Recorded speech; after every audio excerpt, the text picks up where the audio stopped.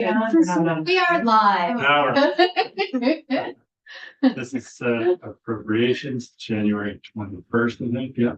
And we're doing budget adjustment act requests, and we have liquor and the Department of Liquor and Lottery in. And so I'll let the commissioner introduce himself for the record, and maybe just have one small thing in the budget adjustment. Yes, two small things. Two. Good afternoon, everyone. My name is Wendy Knight, Commissioner of the Department of Liquor and Lottery. Great to be here. I appreciate you inviting me in. Two minor adjustments in the BAA on the transfers on sports wagering. We had initially projected in 2024 that we would end FY26 with $7.6 million in revenue, and we have adjusted that to reflect about $1 million less, and that is $6.68 million that we are projecting. Part of the reason is that, of course, when you're projecting that far in advance, we did not have the FY25 actuals of sports wagering. And so once we saw that the revenues coming in were probably not going to amount to 7.6 million, we thought it was prudent to adjust that. And part of the reasoning is we had two NFL seasons, 2024 and 2025, that resulted in players wagering on the favorites, and then the favorites ending up winning a lot. And what happens there is you have the handle, the total amount wagered, you have the winning payouts. So if your winning payouts are more, then your adjusted gross sports wagering revenue is going to be less. And that's what we have a revenue share with the operators. So because of that reason, we were seeing. It's their handle minus the winnings, because the winnings left of the monters, so they kind of deduct that from. Correct. Let's say they have. Correct. That's a percentage of the sum of those. Yes, so we have a revenue share with the sports wagering operators ranging from 31 to 33%. So depending on, how much comes from FanDuel or DraftKings or Fanatics, it shakes out to be about 31.5 on average percent. And if you have a lower adjusted gross sports wagering revenue, then obviously you get less money. Sports wagering operators get less money as well. So that was the rationale for adjusting that. And is that really I'm not saying really, but is that, how much of it is that adjustment is the other numbers, the sport wages, like the number of bets or the number of active players static? And there's like. No, the only number that matters in terms of the revenue is the adjusted gross sports wagering revenue. Right. I guess I'm just wondering. In general, how it's going? Yeah. Well, the handle is up, so we have more money being wagered. But is that the same amount of people wagering more or more people? I can follow up with that in terms of. When you do your 27. Yeah, I'll have to do that. And we've seen, the number of users per month fluctuates. The number of users from out of state versus in-state fluctuates.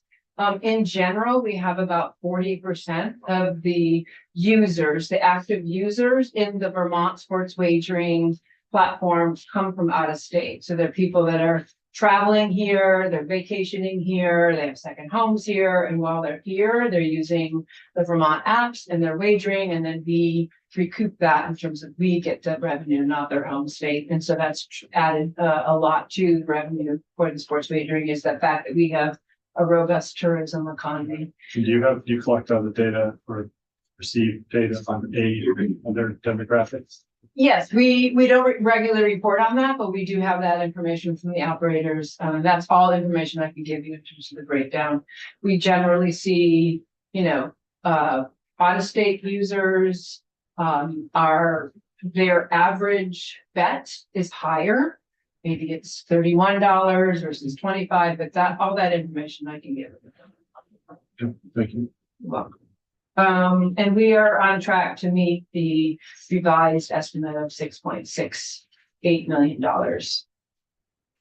Again, remember, it's cyclical. Now we're in the heavy season with NFL. obviously the Super Bowl's coming up, then we'll have basketball, but once some of those sports wrap up for the season, then we see significant decrease in the total amount wagered and then the money we receive. So April, May, June, excuse me, are much lower than November, December. No tennis, nobody's but. Yeah, people bet on tennis. Yeah, That's it going. June. Could they bet on the FC green, Bet on who? the green that the soccer team? Oh, no, you're not allowed to wager in Vermont on Vermont sports teams. And it's not. Only if they are, I'm sorry, I'm so proving my ignorance here. That's not a college team, is it? Well, it's semi-professional. It's Well, a college it- players, but it's not a college Players, team. yeah, Vermont Green. So they're semi-professional. So I don't know if you can bet on those. You can bet on Vermont college teams. So if they're not a Vermont college team, then I suppose you could wager on that, but we would have to, I'd have to get back to let you know. I mean, You can't, in Vermont, you can't bet on Vermont college teams. they play at the Vermont College, I mean, the University of Vermont Stadium. But they're not a college No. team. Okay, Because there's a lot of interest around, yes, and so I think there would be some betting involved. I will find out. Okay. Yes. Okay, any other questions on sports wagering? All right, the next change in transfer is from the liquor control fund to the general fund. In 2024, when we originally had our projection, it was $14.8 million. We've since revised it up to be 16.8 million. And part of that, again, is looking to see what the activity is as you get into FY25. There's a couple of initiatives that are contributing to our optimism and increased sales relative to what we thought it would be when we originally came up with the projection. We are opening a couple of kiosk model stores. We have a few of them already. What a kiosk model is, it's a smaller store. It mostly has Vermont products and then the top 100 products. We are putting these in locations where they're a tourist, so they don't compete with the traditional 802 Spirit store, which are larger. They are meant for walk-in customers. They don't sell to licensees. And so we've implemented a couple of them in near ski resorts. Are they like the 802 stores where they're independently owned or you state owned? Same, they're all the same. 802 Spirit Store, the model we have with the state is we contract with independently owned. Within that, we have different models of stores. So you have a beverage warehouse store, which is a much larger store. You have what we call a store within a store. So we might have an 802 Spirit store inside a grocery store. Like 50 miles. Yes. And then you have your independent convenience stores, you have general stores, and then you have what's called a kiosk model, which is, if you go the old Maple Fields off of Route 7, I'm talking about the travel center there. Berlin, yeah. Yeah, Berlin. That's a Oh, kiosk right. model. Yeah. Makes sense. Yep, and there's one in Jericho, the Jolly store. Again, it's much smaller. Maybe it's 4 to 6 shelves, fewer products. It's meant for walk-in customers. So our strategy has been to open more of those in welcome centers, ski resorts, and areas where there are tourists. Again, so we have one that we opened in West Addison. So we're taking advantage of people that are coming over from New York State to go along Lake Champlain, but their second homes there. And then we'll be opening in Beachy as well. And so that's proving to be really successful. The other thing we did is we have a cocktail rack program, which is where we're featuring a craft distillery. And we have these literally racks that have 802 spirits, and we're featuring that brand with recipe cards. They get featured in 802 Spirits magazine. We used to have 10 of those around the state. We've increased them to 15. So now we have 15 of those cocktail racks. And so that's proving to be a real successful program as well. It tends to highlight, as I mentioned, some of the craft distilleries, some of the smaller distilleries. We just featured Metcalf, which is a local distillery.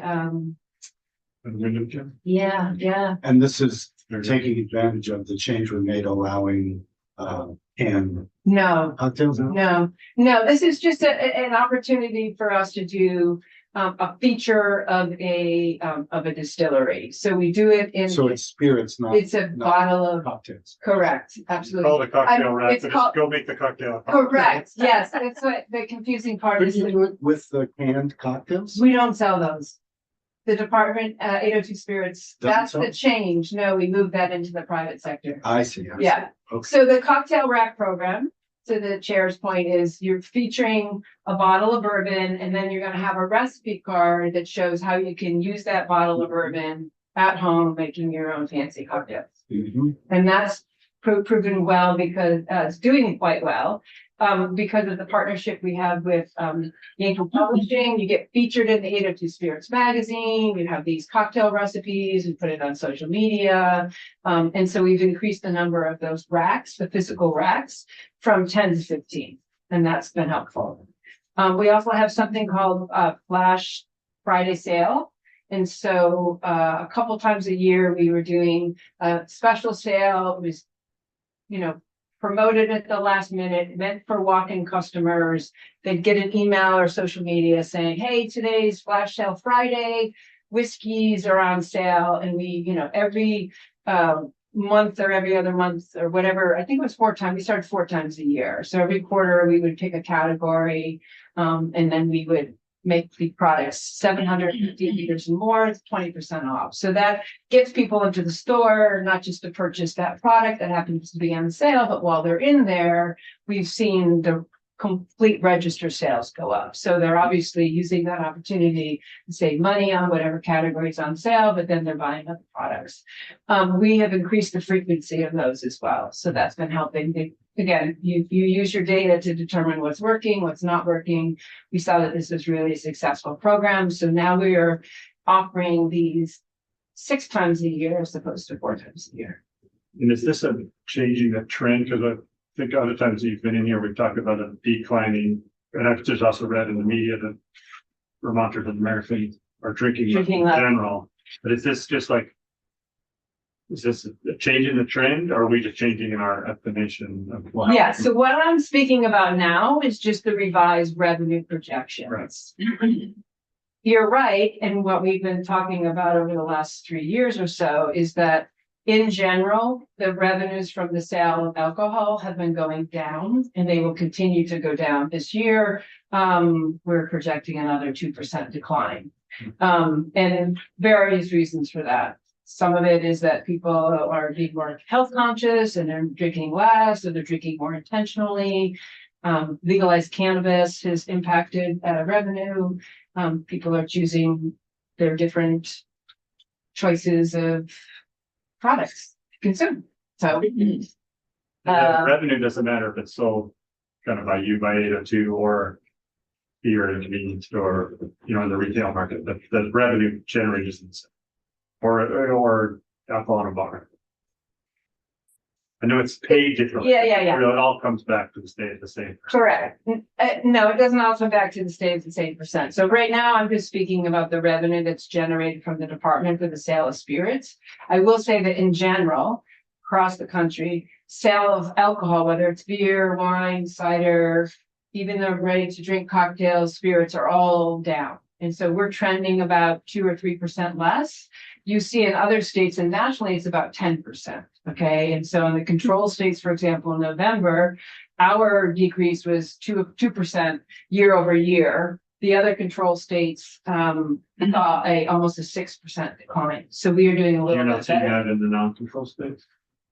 I'm just giving you that revenue from the control states. But in general, all across the country, revenues are down. A part of it is Canada not purchasing across the country, Canada purchasing US. Yeah, there's a number of reasons for that. People are Yeah. those weight loss drugs that we keep hearing about. Right. People, that diminishes your appetite for alcohol and food. So that's playing a factor. Inflation, people have less disposable money. Some say that with the advent again of cannabis, but also sports wagering, people, have different competing activities they want to spend their money on. So when you come back for 27, it would be interesting maybe to see that, maybe there's a table, maybe you already have it, so like how the different, I have that. I gave it to you last year Okay. and I have an update for you with that Okay. I'll send. okay, So the department is the liquor control fund, right? And so the revenue that we brought in from the sale of spirits that we gave to the general fund was about $20 million. And that comes from the one-time transfer that we do. It comes from the 5% excise tax that we collect at the point of sale. It comes from the excise tax from the spirits manufacturers when they sell bottles at their farmers markets or their tasting rooms. And then it comes from the sales and use tax that we collect at the register. And I'll write all Oh, this yeah, out for sure. you. Correct. So then we have other revenue. So we have fines and violations, we have licensing fees, and the money we collect through the rare spirits raffle. That's $20 million. restaurants and bars are all you do, right? No, then you have come to the tax department Yeah. for the sale of alcohol. And that's where you get into the alcohol component, the rooms and meals tax that's collected at the restaurants and the bars and the hotels. Don't you sell them the liquor? Yeah, of course. The only way you buy alcohol in the state of Vermont is you have to There you purchase go, yeah. it for us. So Correct. there's revenue coming from those restaurants, but then also there's the meals and rooms. Yeah, It's- so There's like two revenue. yes, so the sales at the alcohol, the bars and restaurants, that's 27.4 million. Just from the alcohol component of the rooms and meals tax. And so you can see, state generates a lot more money when the alcohol is sold at an on-premise licensee. Yeah. Which is why we've been focusing a lot of initiatives on that on-premise licensee. Then you have the malt and vinous beverage, and that's what the tax department collects, and that's a gallonage. And that's when the manufacturers of malt and vinous and cider, they pay the state, and I remember. that's 6.9. Better north. Yes, Yeah, so do we have any actually state-run? no, not like New Hampshire, We don't have any. none. Okay. Zero. It seemed to be more beneficial for us not having those and paying rent and whatever else and employees to work here versus putting them out to the independent. Yeah, and thank you. I appreciate that. I think that's a good model. We contract with independently owned. In fact, we just have a marketing campaign that talks about when you shop at an 802 Spirit store, these are independently owned businesses. You're supporting that not business owner. I looked at you and I said, home. Housing. Well, you use them for cannabis and. So the locally owned businesses, they're business owners, so you're supporting that business, you're supporting that family, a lot of these are family owned, you're supporting that community. And so we talk about the benefit of shopping at an 802 Spirit store, so they're not state run and owned, like, for example, New Hampshire or Pennsylvania, that are also controlled states. Yeah, I compliment you on your advertising that you've done this year about that. I think that's. Yeah. Yeah. We're featuring, the 3 generations, for example, in South Hero, and I think that resonates with Vermonters. All right, so I will send you that because I know you're interested in that. Yeah. The point is, we make almost, FY 24 is about 60 million or more, and if you add up the total, I think it's, another 50, it's 54 million in FY 25, so you can see that it's more than double what we're bringing in from the sale of spirits directly, or fines, or, licensees. You have more than double that come from other sources of taxation from alcohol. In Massachusetts is a control state too, so we're border, both New Hampshire and Massachusetts. Massachusetts is not a control state, and New York is not a control state. Maine is a control state, New Hampshire is a control state. So I guess, but is Massachusetts like us, like where it's, No, Yeah, they that's just just all- license establishments to sell alcohol. The difference in it's all packaged stores. Yeah, package stores. That's same in New Hampshire, or not New Hampshire, New York. And so they're called licensed state. Basically, I used to own a craft beer store in New York, and you apply. It's pretty rigorous. It isn't like just because it's a Right. licensed state, there isn't enforcement or regulations. Massachusetts has that as well. In some of those states, the license stays with the location. And that's why it gets really competitive in New York, for example, because you have a liquor license that's very valuable financially, and if you're selling your business, people want to keep that license with that, location. Right.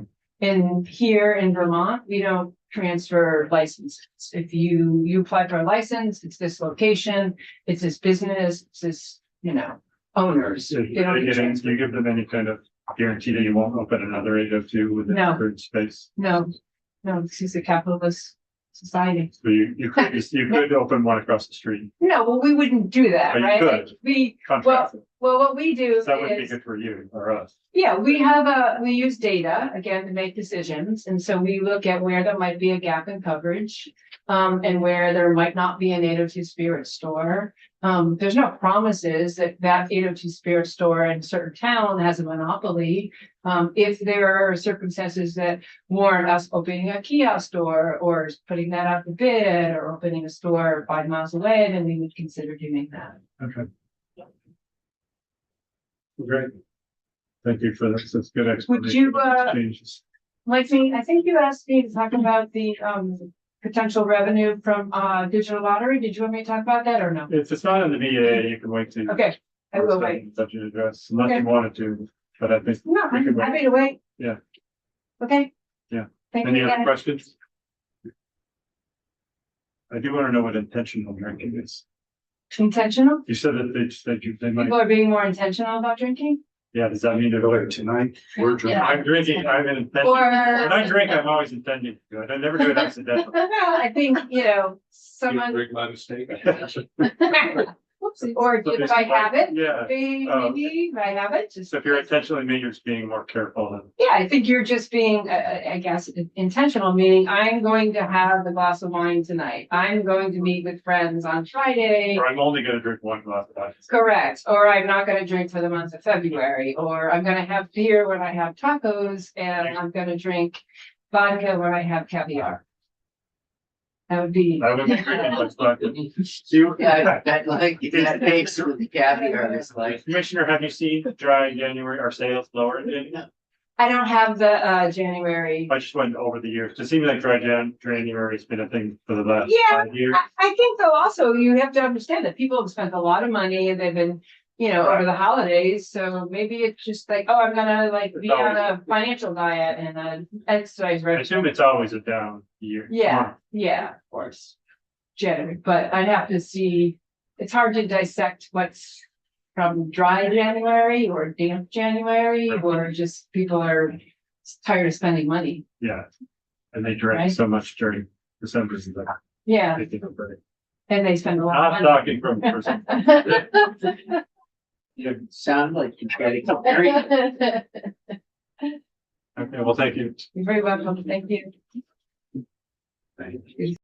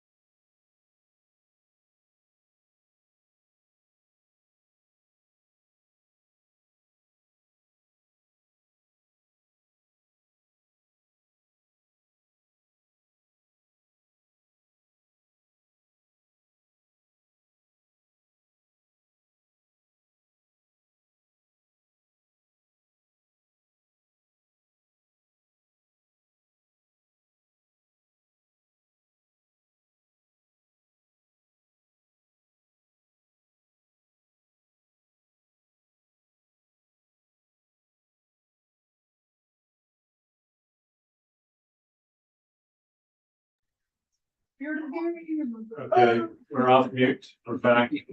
Secretary Moore, agent to National She Resources. really went down the barrel to get you.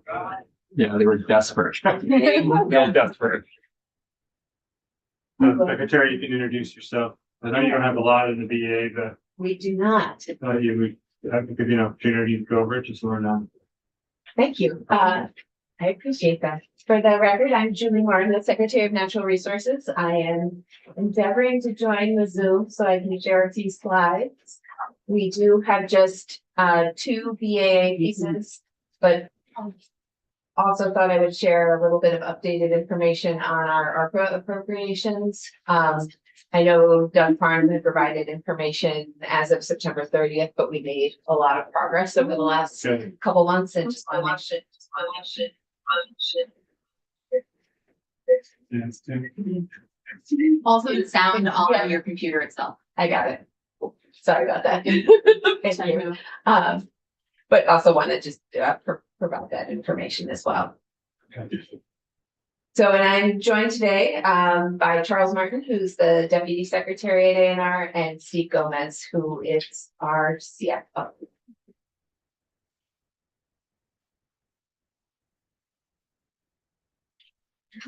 It's just the 3 items. Two items. Land use review board. That's not us. That's right. So it's just Fish and Wildlife and FPR. Right. Okay. So I thought I would start with Fish and Wildlife. And this budget adjustment request is sort of rounding out the statewide law enforcement RFR that was initiated back in I think July of 2024. This was looking across not just game wardens, but state troopers and liquor and lottery and DMV enforcement, and resulted in a 2 pay grade increase for most of our wardens and then a 1 pay grade increase for the major within the game warden force. We did receive an appropriation for the FY25 impact. And so this is for the FY26 impact because the final RFR was not approved until April of last year. So it just didn't really happen too late for us to include it in. Yeah, we had this with the troopers too. I thought we had done that, but I guess we knew about it, but we didn't know they actually. We didn't know, correct. So originally, I think the classification panel approved a 1 pay grade increase and it was appealed, and that was when certain things came apart. Yes. This doesn't have anything to do with the ability to retire at a certain age or anything. This is just a pay thing. Correct. And just showing where this sits in our budget development form, all under personnel services. And then the other request we have is around cost for wildland firefighting. So this past calendar year, Vermont experienced 84 wildland fires. They burned a relatively small amount of acreage, but also wildland fire danger was very high throughout much of the summer and early fall. Vermont had, as you may recall, above normal or at or above normal temperatures. And severe drought conditions actually formed across much of the state. And so we had staff on call for about 2.5 months straight during that period, as well as these call outs. We have about $100,000 in the VA request to cover overtime costs. We did end up utilizing the U.S. Forest Service helicopter that was stationed in Manchester, New Hampshire, to fight one fire in Williston, and did call in some Green Mountain National Forest crews.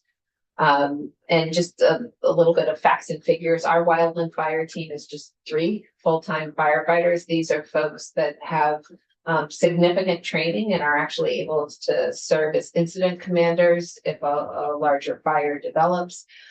There is a considerable number of Vermont firefighters that have received training in wildland fire, and there are also 22 FPR employees that are considered red carded, meaning they are eligible to fight these fires as well. But it's really these 3 core staff that And those are the ones that you put on call, or do you put correct. that are ones? Yeah, so I'm curious if we ended up using the fire apparatus that we had in the budget last year. It is on order, but we have not taken Okay. delivery yet. Okay, fair enough. And then 84 wildland fires, I'm just not recalling what the number of wildland fires was last year. This is, my question is, this is up from, I think it's a pretty. level. Okay, Well, it is up, but not up. okay. Charles, I don't know if you know that number off the top of your head. I don't know last year's, but you're correct that it's like a mild trend up, which is kind of offset by, there was like a horrendous drought here in 2016. It's a big fire, so it kind of skews the decadal look back. Got you. If you have a graph over like wildfires, number of fires, and number of acres over the last 5, 10 years, that would be interesting to Produce that. Yes, I believe we compiled that information, so happy to share. And then the other slides in our deck really just are focused on ARPA. As you may recall, ANR received about $190 million worth of appropriations of those ARPA funds. I would say the through line through most of what's listed there is water infrastructure, whether it's stormwater, wastewater, combined sewer overflows, drinking water. One exception, or the couple of exceptions are down towards the bottom of the state parks connectivity work, state parks major maintenance, and urban forestry. The numbers indicated in these tables in terms of September 30th were the totals that Doug shared previously, that Barnum shared previously. And just wanted to make clear that we've made real progress in the last 3 months of calendar 25 and are now down to just below $6 million of unencumbered or unexpended ARPA appropriations, which is about 3% of the total. And we believe we are on track to fully expend the funds by the relevant deadlines, whether it's ARPA or here in general.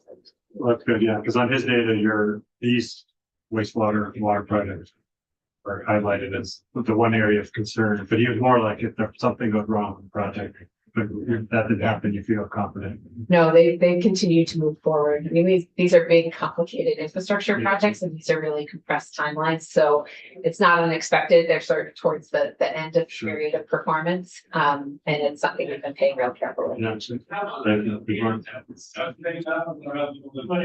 that was it for my slides.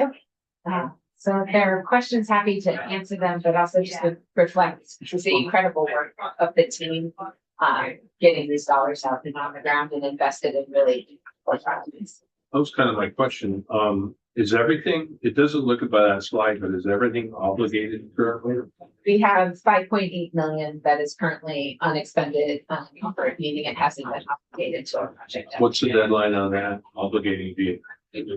So for the ARPA dollars, I think the deadline is passed, but in reality, that 2.6 million we're using to fund cost overruns on some of the projects we've already funded. Yes, for the record, Steve Gomez, CFO ANR. So with the unexpended unencumbered money, so for example, if we have like a 3-acre project and it comes under budget, that money comes back to the bottom line. Then knowing we'll have cost overruns other places, those dollars will be reapplied. There's also a small amount that are administrative withholdings. So if there's like waiting for like a project to reach like a compliance point or like a, like some sort of check off, then the funds can be dispersed. So it's all in motion, just kind of right now, it's not technically from an accounting standpoint expended or encumbered. And is your administrative expenses part of that, or that is considered encumbered?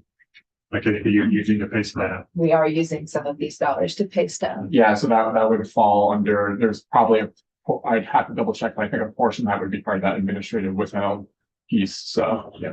So just to build on that, so there's no new projects that can be added at this point. It's just cost overruns for previously approved or encumbered projects. Yeah, unless something went wrong and a project just failed to move forward or advance and those dollars were returned. Right now, they are all committed to projects that we anticipate will move forward by the. Pretty straightforward. Thank you for coming in and explaining it. You're welcome. See any other questions?